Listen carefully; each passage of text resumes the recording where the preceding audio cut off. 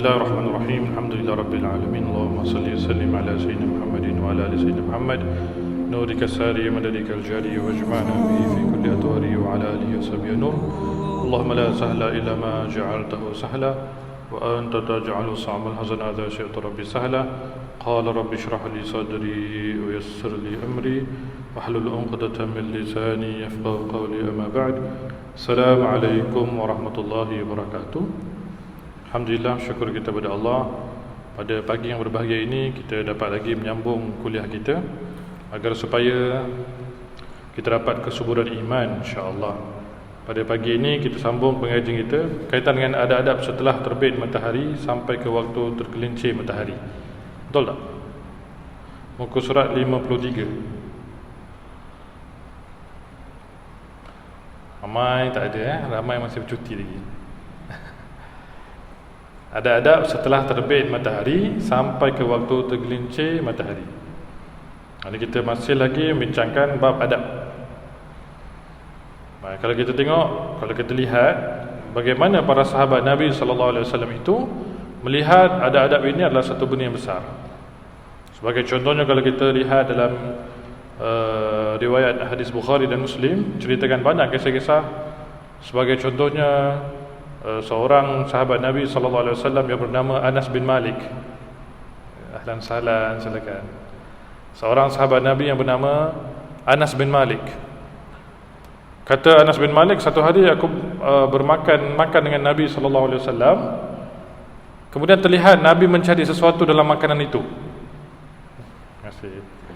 Nabi mencari-cari sesuatu. Rupa-rupanya dalam bab makanan ini Nabi suka makan labu. Kan orang Arab sebut dubba. Maka kata Anas bin Malik, maka pada hari itu bermulalah aku makan dengan selera Nabi SAW. Tu nak lihat adab para sahabat Nabi ni, sampai selera pun tukar dengan selera Nabi SAW. Anas kata, dulu aku tak favourite makan labu, tapi bila lihat Nabi suka makan labu, maka Anas pun makan labu. Ini para ulama kata adab dengan Nabi SAW. Kerana asas agama ini dibina dengan adab. Begitu juga kalau kita lihat ada seorang sahabat namanya Abdullah bin Mas'ud. Abdullah bin Mas'ud ini, kalau kita biasanya dengar atau baca sirah-sirah Nabi, dia salah seorang sahabat Nabi yang badannya kerdil, kecil, orangnya kecil. Orangnya macam apa? Apa orang Melayu panggil? Kementot tau? Kerdil kan? Kata. Jadi satu hari bila dia naik kuda, sedang melintasi perjalanan, tengah bawa kuda dia tu, tiba-tiba dia nampak satu pokok dia pokok biasa, cuma dia punya dahana seolah-olah menghalang jalan. Tiba dekat pokok tu, Abdullah bin Mas'ud ni bila dia kalau naik kuda tu, kalau dia tak tunduk pun dia lepas. Dia pendek je orangnya. Contohnya macam palang tol tu lah. Palang tol kan, dia kalau jalan tu maksudnya dia lepas, tapi dia tunduk gitu. Maka para sahabat tanya, wahai Abdullah bin Mas'ud, kenapa nak tunduk? Kau bukannya tinggi sangat pun. Dia kata, aku nampak Nabi buat begini. Aku nampak Nabi buat begini, jadi aku buat. Pendek ke tinggi ke, janji apa Nabi buat, aku buat. Itu meletakkan bahawa mereka ini, para sahabat Nabi ini, menjunjung adab dan mengikuti semuanya apa yang dibuat oleh Nabi SAW. Sayyidina Ali bin Abi Talib begitu juga. Suatu hari dia bila berjalan, dia melihat sebatang pokok. Tiba-tiba dia pusing pokok tu, dia senyum pula. Kata anaknya Hasan, abah kenapa abah? Lupa makan ubat ke? Kenapa ni tiba-tiba pusing, senyum pula? Kata Sayyidina Ali, aku tak tahu, tapi aku nampak Nabi buat begitu, aku buat lah. Kata, nampak tak? Mereka menjunjung adab dengan Nabi SAW. Maka di sini hari ini kita nak belajar tentang adab. Apakah adab sebagai seorang Muslim? Khususnya Imam Ghazali meletak di sini satu tajuk, adab-adab setelah terbit matahari sampailah tergelincir matahari. Maknanya lepas syuruk sampai zuhur ni, apa in between tu kita nak buat? Apa benda-benda aktiviti yang telah disabitkan oleh Nabi SAW yang perlu kita buat? Kata Imam Ghazali, apabila matahari telah terbit sekadar satu galah, maka sembahyanglah engkau 2 rakaat.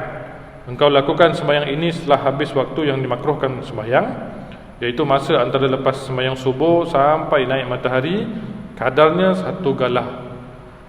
Yang di sini maksudnya sembahyang sunat isyraq lah.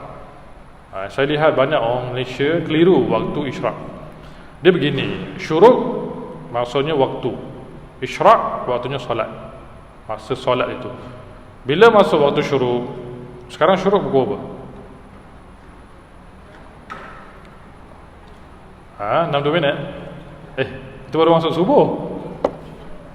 7 tak? 7 kan? Saya tengok kalau syuruk sekarang lebih kurang 7:03 minit. 7:03 minit. Okey. Kata Habib Zain bin Smith di Madinah, untuk sembahyang isyraq itu ditambah 4 darjah. Dalam kiraan syariat disebut sebagai 4 darjah. 1 darjah lebih kurang 4 minit. Satu darjah itu dikira sebagai 4 minit. Maknanya 16 minit lah. Untuk kita solat isyraq itu kita tambah 16 minit setelah masuk waktu syuruk. Maknanya sekarang 7:03 minit, tambah 16 minit jadi 19 minit baru boleh sembahyang isyraq. Baru boleh solat isyraq. Tambah dah. Ada juga pendapat kata lepas 28 minit, lepas 27 minit. Tapi kita ambil yang paling ringkas, paling mudah, kita tambah 16 minit saja. Dah boleh solat isyraq 2 rakaat. Ada satu hadis Nabi SAW, hadis sahih mengatakan, siapa yang salat subuh, kemudian dia duduk dalam tikarnya, dia berzikir, berwirid, baca Quran sampai waktu isyraq, dia salat 2 rakaat tanpa ada kata-kata, maka dia dapat pahala haji dan umrah sempurna.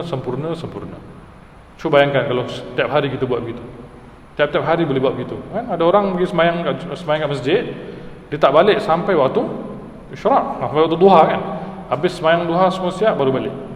Berapa banyak pahala dia dapat tu.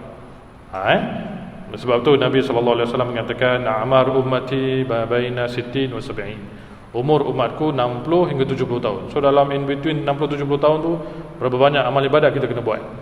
Maka di sini kita faham, ada banyak amal ibadat kita kena buat secara shortcut. Nanti kita akan masuk bab awabin, orang yang sembahyang maghrib, lepas tu dia berwirid, lepas tu dia sembahyang awabin, maka dia akan dapat 12 tahun punya ibadah. Kalau tak ada kata-kata, tak ada benda-benda khayalan. Nampak tak? Itu semua shortcut kita buat.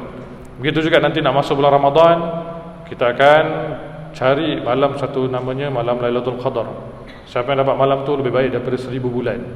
1000 bulan tu berapa tahun agaknya? Lebih kurang 80 jam semua.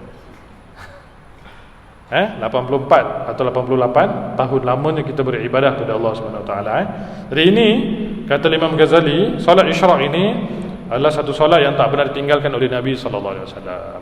Hari ini sains membuktikan ada 2 waktu kalau manusia tidur, ibu-ibu boleh baca sebagai contohnya boleh dapat Reader's Digest tahun 2012 ada cerita benda ni. Satu kolom tu dijelaskan siapa yang tidur, ni majalah ni bukan majalah orang Islam. Katanya siapa yang tidur lepas matahari terbit ataupun sebelum beberapa jam matahari terbenam, itu dia akan kena mental impairment. Apa tu mental impairment? Nyanyuk. Ada potensi kena nyanyuk. Orang yang tidur lepas subuh ataupun lepas asar, kan ada hadis tegahan Nabi tak bagi tidur tu, selama 40 hari berturut-turut kalau dia tidur straight, dia akan kena penyakit gila. Gila tu mental impairment tu gila jugalah tu. Nampak tak? Itu hadis Nabi SAW. So waktu ni waktu tak boleh tidur. Kenapa? Kerana warna alam itu tak kena dengan badan kita. Warna alam itu warna yang patut kita absorb dalam badan kita. Kalau kita tidur, separuh nyawa kita dah keluar dari badan kita, maka kita akan ada kerosakan dalam tubuh badan kita. Ada kerosakan tubuh badan kita. Nampak tak? Jadi sangat cantik lah kalau kita susun lepas subuh kita berwirid. Biasanya amalan para salihin, mereka akan baca Quran. Ada seorang syekh, saya pernah cerita tak kisah ni.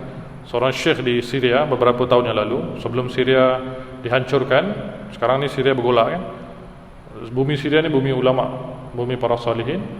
Ada seorang syekh ini, setiap hari dia boleh buat beberapa kerja. Pagi dia solat imam dekat masjid, kemudian dia pergi mengajar student dia, kemudian dia uruskan anak-anak dia, kemudian dia boleh jual beli kat pasar. Maka beberapa anak-anak murid dia perasan, kata syekh ni satu dalam masa pagi tu, sebelum zuhur tu dia macam-macam benda dia boleh buat. Maka mereka pun tanya, wahai syekh, apa amalan kamu ni sampai masa kamu tu expanded? Macam terlalu panjang masa. Daripada subuh sampai sebelum zuhur tu multitasking, macam-macam benda boleh buat. Kata Syekh, senang je, lepas main subuh baca 10 juzuk Al-Quran, selesai masalah. Maka Allah akan panjangkan waktumu. Macam ibu-ibu ada harapan. Rupanya Syekh tu tiap-tiap hari lepas main subuh dia baca Quran 10 juzuk. 3 hari khatam. 3 hari khatam. 3 hari khatam. Dia orang macam ni ya. Dan Allah expand masa dia, panjang masa dia. Rupa-rupanya bila kita nak dapat keberkatan waktu itu ada pada waktu subuh. Waktu subuh. Saya percaya para ibu biasanya akan banyak meluangkan masa dalam zikir dan Quran, khususnya pada waktu subuh. Betul tak? Mudah-mudahan insya-Allah. Jadi para ulama mengatakan antara solat yang tak boleh ditinggalkan adalah namanya solat isyraq. Solat isyraq. Begitu juga kalau kita lihat ada juga pecahan para ulama. Sebagai contohnya Imam Sayyuti mengatakan isyraq itu pun bahagian daripada solat duha. Branding je lain. Solatnya sama, solat duha juga. Sama je. Cuma waktu tu sekejap je. Solat isyraq tu sekejap je. Ada yang kata 10 minit, ada yang kata 15 minit. Lepas tu dah kira duha. Sebab tu ada setengah para ulama kita, para salihin, bila waktu isyraq tu dia sembahyang isyraq 2 rakaat ditambah solat duha 2 rakaat pun boleh juga. Pun boleh juga, tak ada masalah. Jadi dapat 4. Nanti pukul 9.30, 10 macam sekarang, waktu sekarang ni, waktu paling afdal sembahyang duha, sembahyang lagi 4 rakaat. Dah dapat 8 rakaat. Dah dapat 8 rakaat. Kalau lebih canggih, kita tambah lagi 6 rakaat, dapat 10. Allah raham Datuk Ismail Kamus kata orang Malaysia wajib sembahyang duha 10 rakaat untuk dapat keberkatan. Kita daripada tahun 1977 buat 2 rakaat je. Lepas tu bangga pula cerita kat kawan, alhamdulillah saya duha tak pernah tinggal. 2 je, 2 tak cukup. Baik, apabila matahari telah naik sampai ke waktu duha, iaitu apabila telah berlalu lebih kurang 1/4 siang, maka hendaklah engkau mengerjakan sembahyang sunat duha 2 rakaat atau 4 atau 6 atau 8. Engkau kerjakan sembahyang ini 2 rakaat. Seperti yang telah diriwayatkan oleh Nabi sallallahu alaihi wasallam, dan sebenarnya sembahyang ini sangat baik, sangat besar pahalanya. Oleh itu terserahlah kepada seseorang apakah dia hendak memperbanyak atau mengurangkannya. Kemudian kita boleh solat sunat duha. Saya maklum semua orang tahu tentang solat sunat duha.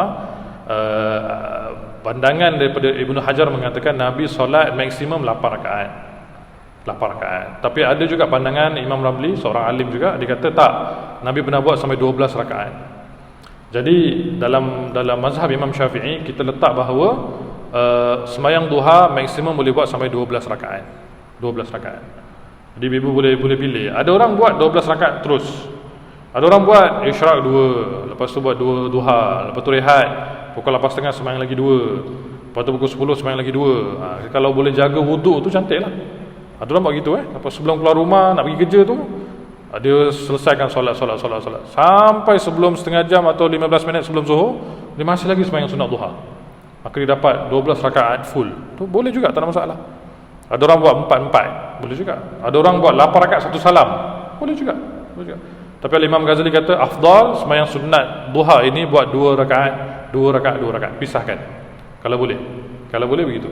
Jadi itu pilihan bagi kita Tapi saya lihat banyak orang-orang soleh ini, habib-habib kita, mereka suka buat duha ini 8 rakaat. Kenapa? Dia kata yang pertama, duha ini ada pengampunan dosa yang besar. Pengampunan dosa yang besar bagi kita. Yang kedua, pemecahan tembok hijab kita dengan Allah Subhanahu Wa Taala. Ada dulu Allahyarham Habib Muhsin bin Umar, guru di Madrasah Al-Attas kan, semua kenal dia kan. Orang panggil dia Ustaz Muhsin. Kata Allahyarham Habib Muhsin ni kata apa? Kadang-kadang waktu muda kita banyak buat maksiat, buat kesalahan yang kita tak perasan, mengakibatkan rezeki kita Allah hold dulu, yang patut turun masa tu. Tapi oleh kerana kita sembahyang duha, dinding itu Allah pecahkan, maka rezeki itu akan turun balik pada kita. Berkat sembahyang duha. Jadi kita kena berajar pada anak-anak kita, nak jangan buat salah, nak kau sembahyang duha nak. InsyaAllah rezeki kau akan Allah turunkan. Kan? Tapi janganlah lepas sembahyang duha tengok jam. Tak turun-turun rezeki. Itu tak ikhlas tu.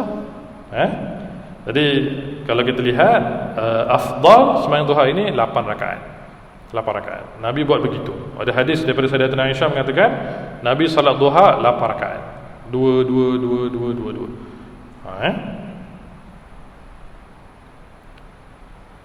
Begitu juga ada setengah pandangan mengatakan siapa yang kuat sembahyang sunat duha, Allah akan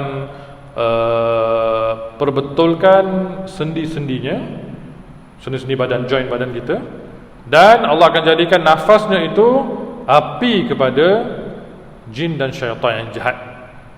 Orang yang sembahyang sunat duha, yang lazim, yang tak pernah tinggal, maka Allah akan jadikan nafasnya itu api kepada syaitan dan jin yang jahat. Jadi bila dia solat, kuat solat duha dia, insya-Allah tak ada apa-apa gangguan daripada makhluk halus atau jin.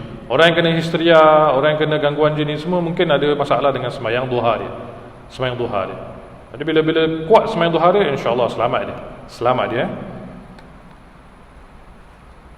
Baik, dan tidak ada di antara masa terbit matahari sampai tergelincirnya kecuali hanya sembahyang ini sahaja. Sembahyang sunat isyraq dan sembahyang sunat duha. Maka waktumu yang selebihnya hendaklah engkau isikan dengan salah satu di antara 4 perkara di bawah ini.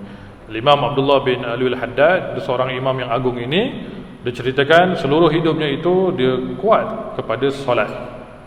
Dan ada pandangan mengatakan selepas dia sembahyang duha tu, dia sembahyang sunat 200 rakaat, sembahyang sunat mutlak.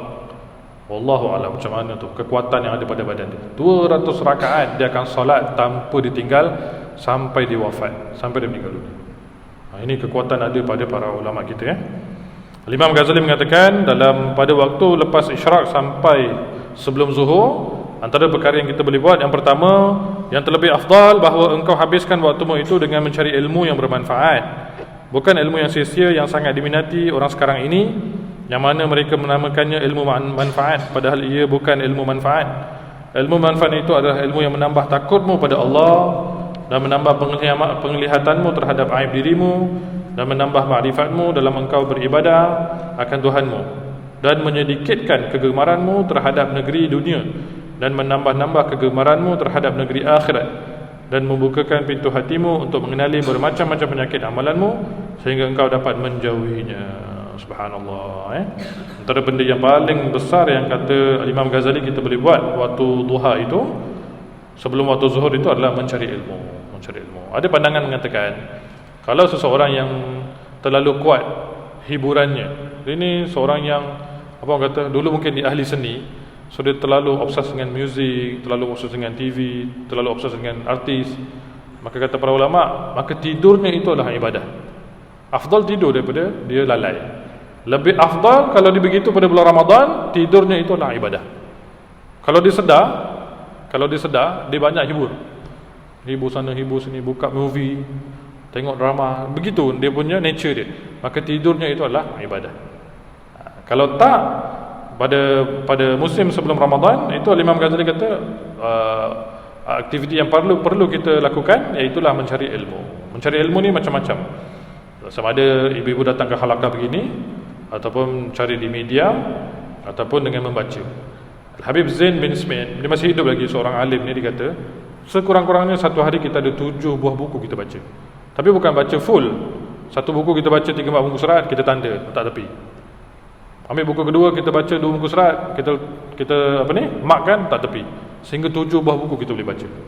7 different books yang kita boleh baca. Kalau boleh dia kata. Itu baru kita dapat manfaat. Ini tak habis-habis baca mastika lah, mangga lah, kan? Dekat muka surat depan tu dia mesti ada gambar. Seorang penjawab pegawai TNB diazab kerana meletakkan harga bil tinggi. Apa benda-benda merepek kita baca? Itu bukan ilmu yang bermanfaat. Ilmu yang paling manfaat kata para ulama adalah ilmu tasawuf, mengkaji diri sendiri. Ibu-ibu kalau tengok media umpamanya, saya syorkan cuba tengok guru-guru yang betul-betul solid akidahnya.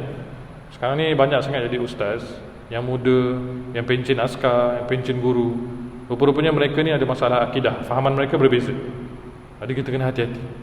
Kita syok tengok pandai ni berbicara, pandai keluarkan hadis, kemudian pandai dia berhujah. Rupanya kefahaman dia terpesong. Ada di antara yang di media ni kata lepas sembahyang fardu haram baca surah Fatihah. Ya Allah, haram terus. Dia kata Nabi tak buat begitu. Mana dapat dalil? Ada seorang artis bila dia berhijrah, tiba-tiba dia kata solat sunat tasbih itu haram dilakukan. Astagfirullahaladzim. Nampak tak? Rakyat, masyarakat boleh ikut pula begitu. Bukan begitu Orang-orang begini kita kena hati-hatilah. Kita kena cari ahli dia. Kena cari ahli dia. Baik, ada pandangan daripada Profesor Muhayya. Dia kata berkaitan dengan ilmu ini, kalau kita lihat di rumah kita yang ada anak-anak kecil, cucu-cucu kita, anak-anak kita yang masih belajar lagi, kalau kita lihat mereka ni tidak gemar dengan belajar, tak suka dengan baca buku, kita kena kaji balik environment rumah kita bagaimana. Ada orang rumahnya di hallnya dia letak TV, dia letak radio. Keluarganya itu, dia sebagai seorang isteri dan suami, mereka sendiri suka gemar dengan movie, dan mereka suruh anak-anak mereka baca buku. Macam mana gitu? Environment salah. Kata Profesor Maya, itu salah. Parenting yang salah. Kalau nak anak-anak kita baca buku, kita kena baca buku depan. Kita kena wujudkan environment buku. Sebab tu Profesor Maya, saya suka dengar dia punya petikan. Kata-kata dia kata apa? Dalam rumah dia buat dua benda. Yang pertama, dia buat sudut solat. Kat semua tempat ada sudut solat. Yang mana menghadap kiblat boleh solat, dia kata. Tak semestinya pergi ke surau atau bilik dia. Mana kat hall, kat kitchen ada sudut, dia letak sejarah, dia solat. Yang kedua, dia letak rukun, dia panggil apa? Rukun buku. Sudut-sudut buku. Kat sini ada buku, sana ada buku, toilet ada buku. Toilet kita tak boleh letak buku, tak boleh letak buku. Kita letak kat tangga ada buku. Mana-mana tempat yang duduk, sebelahnya ada buku. Maka kita galakkan environment rumah kita itu ada banyak sudut bacaan. Di luar rumah ada buku. Anak-anak kita, cucu-cucu kita tengok, oh, kita pun tengok suka baca buku, maka mereka pun akan baca buku. Pada tahun 1937 tak silap saya, atau 32 sampai 1962, di bumi Johor ini ada seorang mufti yang datang daripada bumi Bogor, yang berasal daripada bumi Hadramaut, Datuk Syed Alwi bin Tahir bin Abdullah Al-Haddad. Makamnya di Mahmudiah. Mufti Johor yang ke-4 dan ke-6. Ke-4 dan ke-6. Dia pernah jadi 2 kali mufti pada zaman Kesultanan Ibrahim. Dia ni mempunyai kekuatan yang mana dia boleh baca buku. Kekuatan yang Allah beri pada dia. Dia boleh khatamkan satu buku dalam masa seseorang ambil wuduk. Dia pernah buat begitu. Sebab apa? Daripada kecil dia obses dengan buku. Satu hari seorang guru ni, dia nak ambil wuduk, dia letak buku di atas. Ni masa dia kecil, masa dia remaja. Letak ke atas tempat wuduk. Maka guru ni pun seng-seng tangan nak ambil wuduk. Datuk Syed Alwi masih remaja. Dia terambil buku tu, bab faraid. Dia terbaca, buku tebal gitu, tebal dalam 2 inci. Selesai tu tuan guru tu ambil wuduk, selesai juga Datuk Syed Alwi habis khatam baca buku tu. Maka guru ni dia kata, kamu apa tadi? Baca buku aku tak minta izin. Minta maaf, saya baca buku. Kau baca betul? Kau jawab soalan? Maka tuan guru tu membagi soalan tentang faraid, tentang pusaka, semua dia jawab. Kagum dia kata, kau ni siapa ni? Daripada mana kau belajar? Dia kata, saya obses buku daripada kecil. Kat rumah saya tak ada apa-apa kecuali buku, dia kata. Nampak tak environment buku tu? Maka dia sebelum wafat, dia telah menjadi mufti di negeri Johor. Banyak jasa dia. Maka kalau kita nak letakkan satu environment pembacaan, sudut bacaan di rumah kita, mesti ada sudut-sudut buku dan tempat-tempat yang boleh menampakkan buku di depan mata anak-anak kita, cucu kita, agar supaya dapat membaca, senang baca. Anak-anak kecil yang baru umur dalam 4 tahun, 5 tahun, kita galakkan melukis, mewarna. Yang penting pegang buku. Jangan pegang telefon, jangan pegang tab. Jangan kita letak bahawa bila dia jerit je kita bagi. Itu salah. Senjata yang salah. Anak-anak ni bila bergaduh, marah, kita bagi handphone. Satu benda yang salah. Baik. Dan ilmu yang bermanfaat itu ialah ilmu yang menambah pengetahuanmu terhadap tipu daya dan syaitan. Dan penipuannya, sehingga engkau kenal dengan kelicikan penipuan syaitan ketika ia menggoda ulama su', dan berhasil ia menjadikan mereka sebagai sasaran kepada kemurkaan Allah Ta'ala dan kemarahannya, kerana mereka telah membeli dunia dengan agama dan menjadikan ilmu sebagai alat yang digunakan untuk mengambil harta sultan, memakan harta wakaf, harta anak yatim, harta orang miskin dan harta orang Islam. Di sepanjang hari mereka hanya menghabiskan waktu untuk mencari pangkat dan kedudukan di hati manusia. Untuk itu mereka sanggup menunjukkan segala kemahiran di hadapan orang ramai dan memperlihatkan kefasihan lidah mereka dalam berbahasa dan berbincang. Allahu Akbar. Al-Imam Ghazali sentuh dalam bab ulama su', ulama yang buruk. Su ni buruk. Nampak tak? Macam saya katakan tadi, hari ini banyak orang yang berhujah tentang agama. Kita tengok kat YouTube ada macam-macam ustaz. Kita pun kagum dengan pakaian dia, dengan hujah dia, dengan ilmu dia kan. Rupanya akidah dia, fahaman dia semua salah. Guru pun tak ada. Baru belajar kat universiti 4 tahun, nampak macam hebat sangat, disalahkan ulama-ulama dulu. Maka mereka ni bukan ulama. Mereka ini bukan ulama. Nampak tak? Syekh Ali Al-Quttan, Syekh Ali, namanya Syekh Ali Quttan, anak murid kepada Tok Kenali. Katanya siapa orang yang berilmu yang mengutuk-ngutuk orang-orang ilmu yang terdahulu, maka mereka ni telah kena bala daripada Allah Subhanahu Wa Taala. Mereka telah pun kena musibah daripada Allah Taala. Kalau seorang ulama yang betul, dia tak akan salahkan ulama yang dahulu. Tak akan salahan. Dia tak akan jadi champion dengan orang awam. Itu salah. Kita nak tengok kriteria seorang ulama, senang dia. Yang pertama, dia takkan mengutuk ulama yang lain. Kalau ada, bukan ulama. Yang kedua, dia tak akan menyalahkan ulama terdahulu. Salah ni, dulu patut tak buat ni. Al-Imam ini salah ni. Al-Imam tu salah tu. Dia pula yang hebat. Nampak tak? Yang ketiga, akhlaknya mesti terbela. Akhlaknya mesti cantik. Kalau seorang ulama suka marah orang, suka tegur orang di depan-depan, maka dia bukan seorang ulama. Bukan seorang ulama. Pada zaman makmurnya tarikat Syaziliyah, kita pernah dengar kan tarikat Syaziliyah, sehingga dikhabarkan yang membuka pintu Konstantinopel itu pun Sultan Sultan Fatih itu pun adalah daripada tarikat Syaziliyah, Muhammad Al-Fatih. Itu pun daripada keturunan pembawa tarikat Syaziliyah. Sebelum dia nak masuk kota tu pun, kedudukan raja-raja dalam kota tu dah dengar zikir diorang kat luar. Terlalu hebat mereka. Jadi mereka ini satu hari, orang-orang yang bertarikat Syaziliyah ini diceritakan sedang mereka belajar, bukan nak cerita tentang Sultan Turki, tidak. Orang-orang yang sama macam mereka, orang-orang yang tarikat Syaziliyah ni, satu hari bila mereka sedang belajar, datang satu orang nak uji. Dia kata, ada banyak kelas ni, nak buat macam mana? Banyak kelas halakah-halakah ni, mana satu yang betul ni? Maka dia keluar daripada masjid tu, dia ambil batu, dia baling kat halakah yang pertama. Saja baling, ambil batu banyak-banyak pebbles tu kan, dia baling gitu. Bila terkena dengan satu halakah, gurunya, anak-anak muridnya marah. Siapa yang boleh batu ni, kurang hajar ni, anak tak guna ni, ini anak tak sah taraf ni, aku doakan. Macam-macam maki hamun. Macam mana ni? Orang ni diuji lagi sekali. Dia ambil batu banyak-banyak, dia pergi ke halakah yang kedua, dia baling lagi.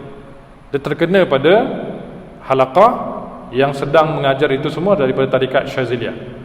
Bila terkena kat muka dorang, dia kata apa? Subhanallah, walhamdulillah, la ilaha illallah, wallahu akbar, astaghfirullahalazim. Gurunya tutup muka, astaghfirullahalazim.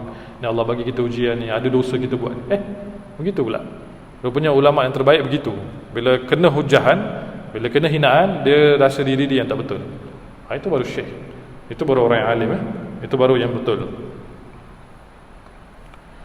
Baik, semua ilmu yang bermanfaat itu telah kami sebutkan di dalam kitab Ihya Ulumuddin. Maka jika engkau tergolong daripada ahlinya, maka hasilkanlah ilmu akan dia dan amalkanlah dengan isi dan kandungannya. Kemudian setelah itu engkau ajarkan pula kepada orang lain dan engkau ajak mereka untuk menuntutnya. Maka siapa yang mencari ilmu yang bermanfaat lalu ia mengamalkan dengannya, kemudian ia mengajak orang lain untuk mencari ilmu tersebut, maka orang itu akan dipanggil azim, orang yang besar, orang yang agung di alam malakut, seperti apa yang telah dikatakan oleh Nabi Isa AS. Masya Allah. Salah satu khazanah yang kita kena simpan dalam rumah kita adalah kitab Ihya Ulumuddin. Sehingga para ulama pernah sebut, ni pandangan ulama, pernah sebut, kata kalau besok terhanyutnya Al-Quran semua, terhanyutnya hadis-hadis semua, kalau masih ada lagi kitab Ihya Ulumuddin itu seolah-olah ada Quran dan hadis di rumah kita. Hebat kitab ini, karya.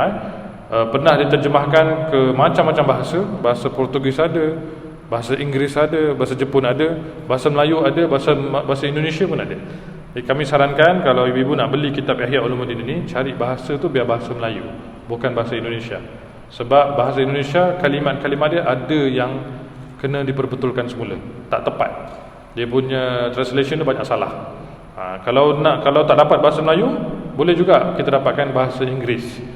Kebanyakan buku-buku lama seperti buku Ihya ni, terjemahan yang terlalu tepat adalah daripada bahasa Inggeris. Dia punya kosakata tu terlalu tepat. Jadi kalau kita dapat buku ini, mungkin ada lebih kurang 4 jilid, kita mesti kena simpan untuk diwariskan untuk anak cucu kita. Sebuah buku yang dihasilkan oleh Imam Ghazali sebelum akhir hayat dia, kitab Ihya Ulumuddin. Yang sekarang kita baca ni, kitab Bidayatul Hidayah ni, sebenarnya bahagian daripada kitab Ihya Ulumuddin. Bahagian daripada kitab Ihya Ulumuddin. Subhanallah, kata Nabi Isa AS, orang yang mengajak orang belajar ilmu, buat halaqah ilmu, khususnya nanti bulan Ramadan ini, dia buat mana-mana program ilmu, itu orang-orang yang tergolong dalam golongan azim, orang-orang yang agung di sisi para malaikat. Jadi kita sebagai umat Islam ni, sebenarnya antara benda yang kita kena buat adalah program ilmu. Kita lihat banyak ulama kita hari ini menegur antara ilmu yang jarang kita bincangkan adalah dua. Yang pertama, ilmu tafsir. Ilmu tafsir makin kurang sekarang. Kita banyak belajar ilmu fardu ain, itu bagus. Tapi ilmu core, ilmu tafsir tu kurang. Tak ada dah. Yang kedua, ilmu hadis Nabi SAW kurang. Banyak halaqah hadis tak ada dah, kurang. Balik-balik kita belajar Arba'in Nawawi. Betul tak? Arba'in Nawawi. Sebenarnya Arba'in Nawawi itu pembuka kepada hadis-hadis Sahih Bukhari, Sahih Muslim. Kita nak belajar lagi banyak sebenarnya. Kan bila kita baca Sahih Bukhari, kita akan dapat macam-macam hadis. Saya pernah terjumpa satu hadis Nabi berkaitan dengan bagaimana Nabi kata setelah sembahyang fardu boleh dibaca zikir itu 10 kali. Tak pernah kita dengar kan? Subhanallah 10 kali, Alhamdulillah 10 kali, Allahu Akbar 10 kali. Ada hadis tu, hadis sahih lagi. Begitu juga ada sebuah hadis yang pernah jumpa dalam ini, bila kita belajar hadis kita akan jumpa hadis-hadis yang jarang kita dengar. Ada sebuah hadis dalam Bukhari Muslim, dalam Sahih Bukhari, sebuah hadis kudusi, bagaimana satu hari Allah Ta'ala panggil seorang hamba yang telah masuk ke neraka. Hadis ni panjang. Allah panggil seorang hamba Allah ni, asalnya dia orang beriman, dia kena seksa di api neraka. Kemudian bila dihadapkan, Allah tanya dia, sebelum kau masuk neraka tu kau ada apa-apa keinginan tak? Ni bicara Allah pada orang beriman. Kata dia, mestilah ada ya Allah. Kau nak apa? Aku nak dekat dengan syurga. Itu keinginan aku. Aku tahu aku tak boleh masuk, tapi aku nak dekat sangat. Ni ada hadis ni dalam hadis Bukhari. Kata Allah, okey kau pergilah tengok syurga. Bila dia pergi dekat, dia kata, ya Allah ada lagi permintaan. Aku nak bau syurga pula, boleh tak? Lebih pula dia. Kata Allah, pergilah. Ya Allah, bukalah pintu sikit nak tengok dalam dia. Kata Allah dalam hadis Qudsi itu, Allah kata, waihak. Dia kata, celakalah kau ni. Begitu bahasanya kata. Tadi mula-mula kau nak tengok syurga, lepas tu nak bau pula, lepas tu nak tengok dalam pula. Maka Allah kata bukakan pintu baginya. Lepas pintu dibukakan pintu baginya, kata ya Allah boleh tak aku masuk ke dalamnya. Allah kata waihak. Dalam hadis Bukhari ada hadis ni. Kata Allah masuk syurga dia. Bila kita belajar hadis, kita akan nampak banyak benda-benda begini. Begitu juga ada satu hamba Allah, Allah kata, Allah panggil dia memang orang beriman yang dimasukkan di neraka. Allah panggil dia, Allah tanya dia, agak-agak engkau kenapa aku panggil? Kata hamba tadi, mestilah engkau nak masukkan aku kat syurga kan? Allah kata, oh engkau sangka baik pada aku. Sebenarnya tidak. Bukan aku nak masuk syurga, aku nak hisap engkau. Tetapi oleh kerana engkau sangka baik, sekarang kau masuk syurga. Ada hadis tu.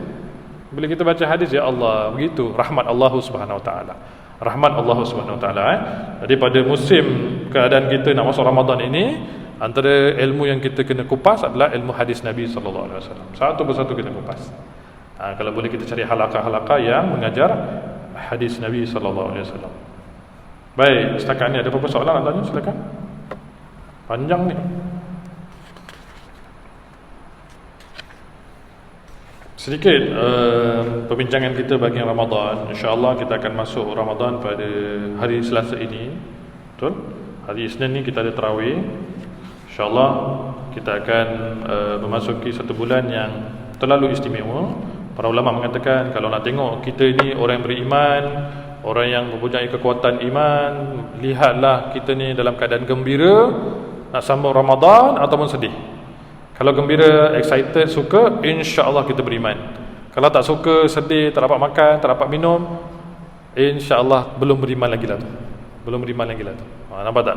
Maka yang pertama, kata para alim ulama kita, sebelum masuk Ramadan, yang perlu kita buat adalah banyakkan niat yang soleh, niat yang baik-baik. Niat apa dia? Niat nak mendapat keampunan Allah, niat nak syurga Allah, niat nak jadi orang yang tak dapat hisab, yang masuk syurga tanpa hisab, niat nak menjadi orang yang terlalu banyak ibadah yang seperti Allah nak. Macam-macam niat je. Niat je. Kalau boleh kita dapat 100 niat pun baik, 200 niat pun baik. Banyakkan niat. Kerana dengan niat Allah akan buka pintu taufik. Niat. Banyakkan niat. Yang kedua, antara benda yang kita boleh buat pada bulan Ramadan adalah kata Nabi sallallahu alaihi wasallam, as-sawmu nisful iman, was-sabru nisful iman. Sabar itu separuh daripada iman, dan puasa itu separuh daripada iman. Jadi bila masuk bulan Ramadan, kita kena buat apa dia? Yang pertama, kena banyak sabar. Sabar, orang perempuan kena banyak sabar. Sebab nanti tengah masak tu banyak iman dia tergoncang-goncang. Betul tak? Masuk pukul 1, 2 tengah hari panas kan, terasa nak minum air. Sekarang ni air ni nampak macam biasa je kan? Air Selasa nampak luar biasa. Ujian kita bila orang bersabar. Tapi saya percayalah, insya-Allah orang perempuan mudah, ibu-ibu kita mudah, kuat. Orang lelaki ni agak kurang mudah. Jadi Nabi sallallahu alaihi wasallam mengatakan banyakkan sabar. Kemudian Al-Imam Hasan Basri memberi satu pandangan, sekurang-kurangnya dalam umur kita, saya pernah jelaskan di sini kalau ingat lagi, sekurang-kurangnya dalam umur kita sekali, kita kena khatamkan bacaan 70,000 kali la ilaha illallah. Jadi bulan Ramadan ni kita ambil satu inisiatif, kita habiskan bacaan la ilaha illallah 70,000 kali dalam masa sebulan. Apa niatnya? Ya Allah, bebaskanlah aku daripada azab api neraka-Mu. Nampak tak? Sekurang-kurangnya satu set kita buat pada bulan Ramadan. Saya pernah jumpa dengan seorang hamba Allah. Katanya amalan yang dia dapat daripada ibu ayahnya daripada dulu sampai sekarang adalah setiap lepas sembahyang fardu, dia kena baca 5,000 kali la ilaha illallah. Jadi dalam satu hari dia dapat 25,000 kali. Betul tak? Dalam masa 3 hari dia boleh selesaikan 70,000 kali la ilaha illallah. Jadi bayangkan dalam seminggu dia dapat 2 hingga 3 set la ilaha illallah dia boleh buat. Imam Hasan Basri kata gitu. Kalau boleh, afdalnya yang pertama la ilaha illallah 70,000 kali itu kita hadiahkan pada Nabi sallallahu alaihi wasallam. Set kedua kita beri pada ibu ayah kita. Set ketiga barulah kita baca untuk diri kita. Macam ada harapan. 3 set. Kalau dah selesai semua, set keempat, set kelima, set keenam kita simpan. Bila ada kematian, bila family kita sakit, bila family kita dah wafat umpamanya, kita niatkan, ya Allah, bacaan 70,000 kali yang aku simpan tu, satu tu aku hadiahkan pada dia, aku sedekahkan pada dia. Boleh juga. Ini amalan daripada Sayyidina Imam Hasan Al-Basri. Bacaan tahlil 70,000 kali. Ini kita boleh asaskan pada bulan Ramadan. Kemudian pada bulan Ramadan juga afdal kita membuat banyak khataman Al-Quran. Kita khatam Quran. Kalau minimum 30 hari kita khatam satu khataman. Afdal 2 khataman, 15 hari sekali, 15 hari sekali. Ikut kemampuan masing-masing. Kita mungkin ada urusan, kita ada anak kecil, kita ada suami nak jaga, ada keluarga nak jaga, nak masak umpamanya, maka kita buat semampunya saja. Al-Imam Syafi'i hari biasa dia khatam satu hari sekali. Bulan Ramadan satu hari 2 kali. Cukup 30 hari dia dapat lebih kurang 62 khataman. Anak-anak murid dia cuba nak tidur, tak dapat. Dia kata Imam Syafi'i terlalu kuat, solid. Satu bulan dia boleh buat 62 khataman. Macam mana tu? Hebat mereka. Allah beri kekuatan.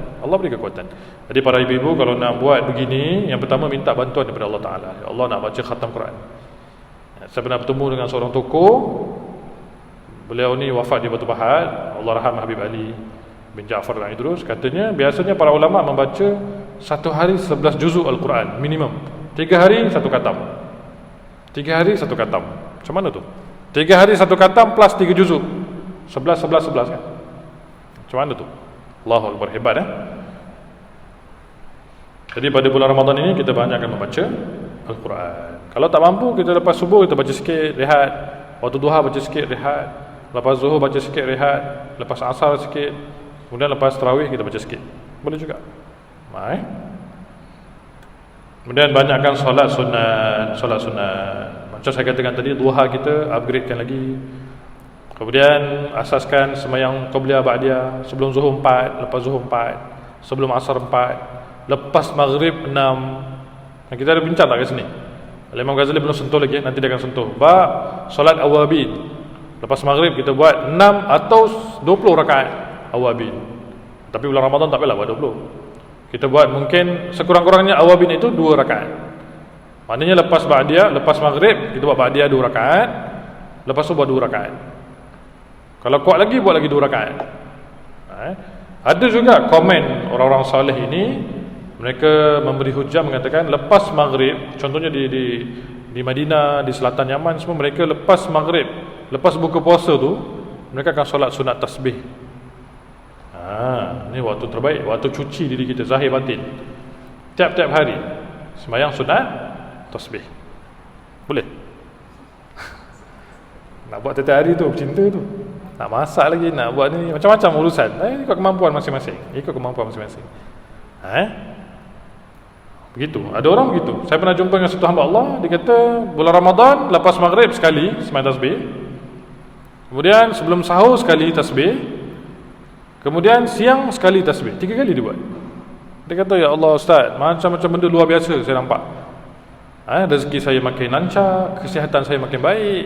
Kalau orang nak aniaya saya dapat tahu. Macam-macam benda dia kata. Dengan solat sunat tasbih.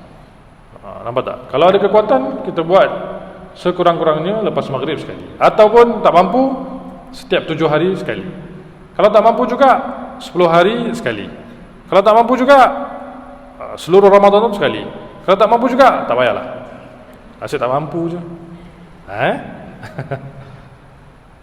Banyakkan solat sunat. Ada satu solat sunat yang jarang kita fokuskan, iaitu para ulama mengatakan solat sunat mutlak, solat sunat kosong. Itu dia boleh buat pada bila-bila masa, kecuali lepas subuh dengan lepas asar. Sembahyang solat sunat mutlak. Niatnya usolli sunnatul mutlak lillahi ta'ala, ataupun usolli sunnatan lillahi ta'ala, solat sunat kosong. Maknanya solat tu khusus nak jumpa Allah Ta'ala. Tak ada niat duha, tak ada niat hajat, tak ada niat qabliyah, tak ada niat ba'diyah. Ini solat-solat yang biasa disolat oleh para ulama kita, para habaib kita. Ada je waktu ada sudut terus solat. Solat apa ni? Tadi dah duha dah. Solat sunat mutlak, solat sunat kosong. Solat sunat kerana Allah Ta'ala, itu boleh dibuat. Sebab tu kita biasa dengar kan, ada seorang alim ini dia sembahyang satu hari 100 rakaat. Imam Muslim satu hari dia sembahyang, Imam Bukhari satu hari sembahyang 200 rakaat. Sembahyang apa tu? Sembahyang sunat mutlak lah tu. Cicit daripada Nabi SAW, anak kepada Sayyidina Husin. Sayyidina Husin ada 4 orang anak lelaki. Anak keempat dia tu, satu hari dia sembahyang 1000 kali, 1000 rakaat, without fail. 1000 rakaat solat sunat. Solat sunat mutlak lah tu. Macam mana tu agaknya? Kita baru sembahyang 2 rakaat rasa macam aku ni wali ni. Mana ada orang solat macam aku? Kan? Jadi pada bulan Ramadan kita asaskan solat sunat mutlak. Mana-mana ada waktu, ada wudu, bismillah, solat terus. Ya. Solat wudu. Bukan, solat wudu, solat untuk solat wudu lah, menghargai wudu. Solat sunat mutlak dia kosong, dia tak ada niat apa lain. Memang kerana Allah Ta'ala. Awak sembahyang apa ni? Saya sembahyang sunat. Sunat apa? Sunat kosong, sunat mutlak. Macam air mutlak, air yang bersih daripada campuran apa-apa kan. Begitu. Kemudian setelah selesai semua, mesti ada kuantiti selawat ke atas Nabi sallallahu alaihi wasallam. Ada yang solat, kata Imam Sakhawi, minimum lepas maghrib kita selawat 300 kali. Ada amalan juga oleh para pak kiai kita, habaib kita, baca selawat sekurang-kurangnya satu hari 400 kali. Lepas isyak boleh, siang boleh. Lebih afdal lagi, lebih solid lagi, satu hari 1000 kali selawat. Pecahkanlah 50 kali pagi, 50 kali lepas itu tak kisah, pulang. Kata Nabi SAW, siapa yang selawat ke atasku 1000 kali, wajib syafaat baginya. Nabi kata gitu, wajib syafaat baginya. Jadi kalau ada begini beberapa aktiviti pada bulan Ramadan ini, insya-Allah Allah akan ampunkan dosa-dosa kita. Allah akan bersihkan jiwa raga kita, Allah akan bagi kita husnul khatimah, Allah akan berikan kita kabul hajat, macam-macam lagi, macam-macam lagi. Dan terlebih baiknya adalah Allah akan berikan kita malam Lailatul Qadar. Malam Lailatul Qadar. Kalau di bumi Madinah, mereka akan salat tarawih sebanyak 36 rakaat. Kalau di bumi Yaman, di selatan Yaman, mereka akan tukar-tukar masjid. Mereka akan solat lebih kurang tak banyaklah, dalam 100 rakaat. Begitu. Kita baru 8 rakaat dah huru-hara. Parking lain, parking kiri lain, parking kanan lain. Allahu Akbar. Sekurang-kurang tarawih itu adalah 2 rakaat, bukan 8. 2 rakaat. Maksimum infinity. Kita boleh buat banyak. Maka Sayyidina Umar Al-Khattab meletakkan bahawa solat sunat tarawih ini afdalnya 20 rakaat. 20 rakaat. Para ibu kalau rasa tak larat, penat, exhausted sebagainya, boleh buat sedikit-sedikit. Sebagai contohnya lepas Isyak itu, semai dulu mungkin boleh buat 10 rakaat dulu. Lepas tu rehatlah. Rehat, makan, apa nama dia? Chit-chat dengan keluarga dulu, kan keluarga. Jaga wuduk. Jangan tidur. Lepas tu semai lagi 10 rakaat. Boleh juga.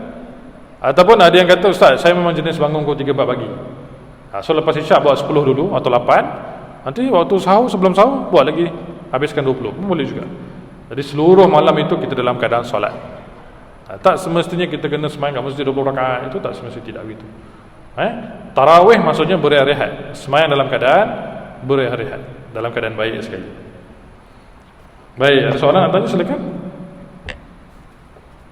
Tuan setakat dahulu Ya.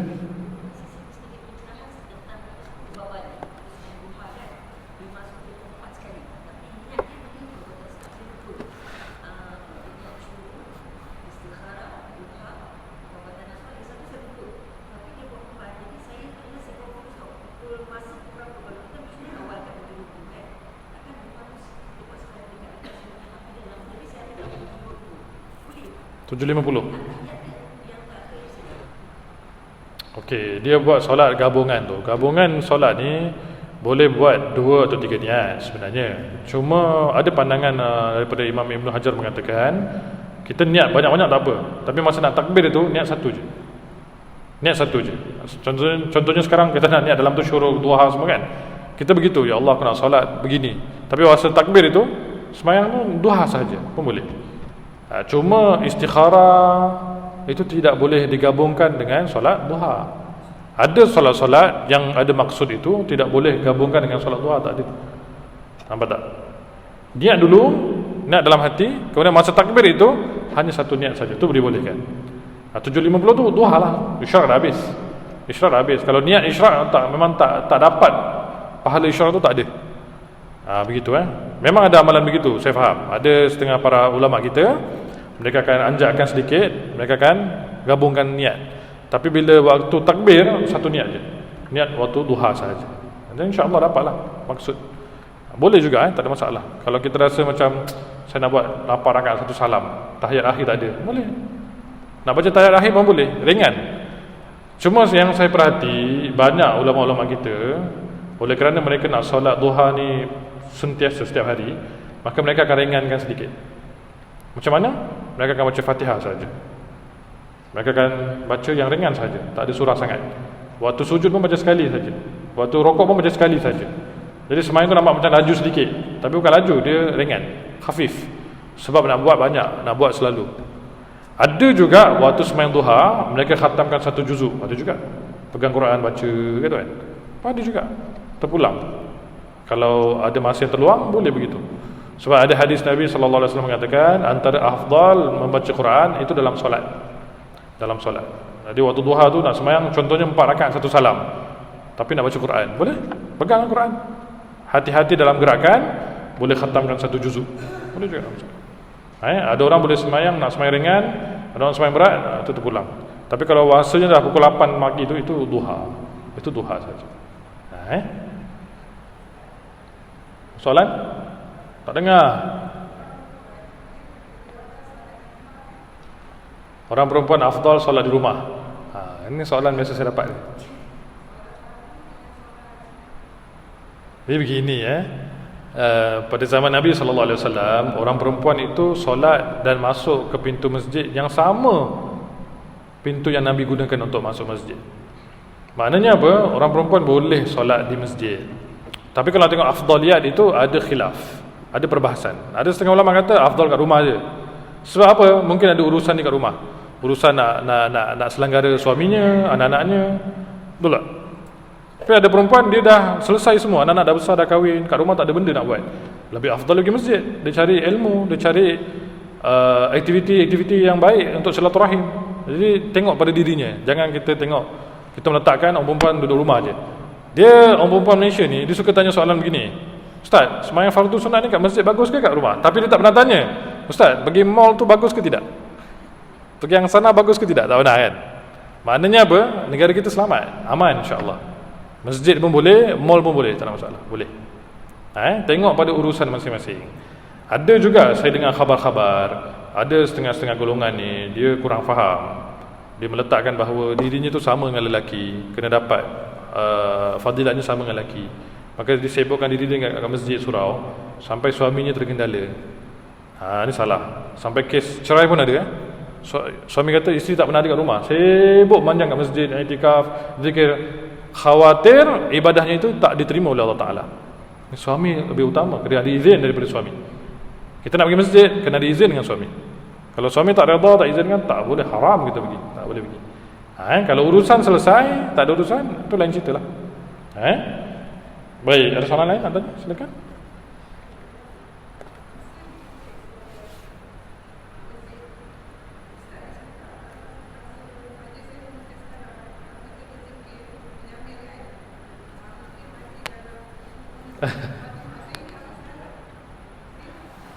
Okey, baik. Soalan baik. Ada pandangan mengatakan dalam bab kita tengah belajar, ini pandangan ulama, tengah belajar, adab seseorang itu tengah belajar, dia tak boleh berzikir. Ini pandangan daripada banyak ahli-ahli ilmu. Bahkan Imam Syafi'i kata kalau masuk masjid ada halaqah ilmu, duduk terus dekat halaqah ilmu itu. Solat sunat tahiyatul masjid kita ada dekat dalam tu pahalanya. Nampak tak? Jadi ada pandangan mengatakan siapa yang waktu dia belajar ilmu dengan gurunya, dia sibuk berdoa, dia sibuk berzikir, khawatir dia kena su'ul khatimah kerana dia telah menghina halaqah ilmu itu.